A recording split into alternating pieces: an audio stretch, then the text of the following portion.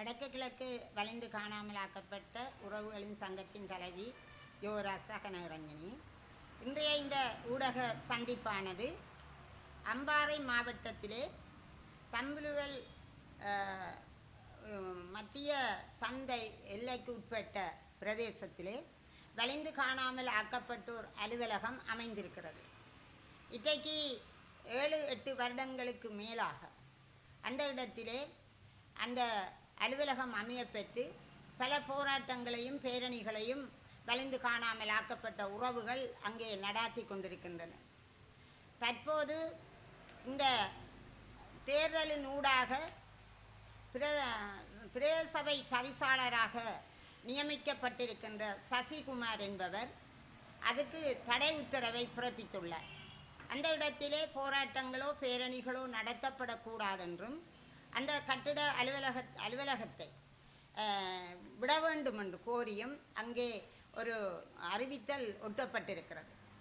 அதை அறிந்த எமது அம்பாறை மாவட்ட தலைவி தம்பிராசா செல்வராணி பிரதேச சபைக்கு ஊடாக ஒரு கடிதத்தை எழுதி அதை அந்த அவர்கள் ஒட்டப்பட்டிருந்த அந்த தகவலை எடுக்குமாறும், நாங்கள் அந்த இடத்திலே பல வருடங்களாக எங்களுடைய உறவுகளை தேடி அங்கே கண்ணீரோடு எங்களுக்கான நீதியை பெற்று கொண்டிருக்கின்ற இந்த வேளையிலே நீங்கள் இப்படியான தடை உத்தரவுகளை பிறப்பித்தது தவறு என அவர் அங்கே சுட்டிக்காட்டி கடிதம் மூலம் அனுப்பியிருக்கின்றார். ஆனால் அந்த கடிதத்துக்கு அவர் எதுவித அறிவித்தலும் அல்லாட்டால் அதுக்கு ஏற்ற நடவடிக்கையுமோ அவரால் எடுக்கப்படவில்லை.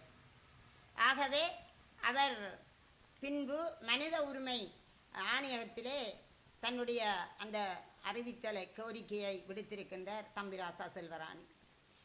இருந்தும் இதுவரைக்கும் அந்த இது எடுக்கப்படாமலும் அந்த அலுவலகத்திலே தொடர்ந்தும் நாங்கள் எங்களுடைய உறவுகளை தேடுவதற்கான அந்த பணியை தொடர முடியாமலும் இருக்கின்ற போது அங்கே நாளைய தினம் 16ஆம்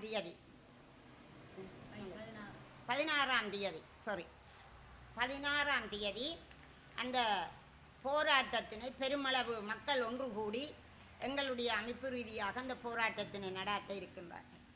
உண்மையாகவே எங்களுடைய இந்த உண்மைக்கும் நீதிக்குமான போராட்டத்தை மக்களுடைய வாக்குகளை பெற்று, தமிழ் மக்களுடைய வாக்குகளை பெற்று அந்த பதவிகளிலே தங்களுடைய கதிரைகளை தக்க வைத்து கொண்டு இலங்கை அரசு சார்ந்து வேலை செய்கின்றவர்களை நாங்கள் எப்படி கூறுவது?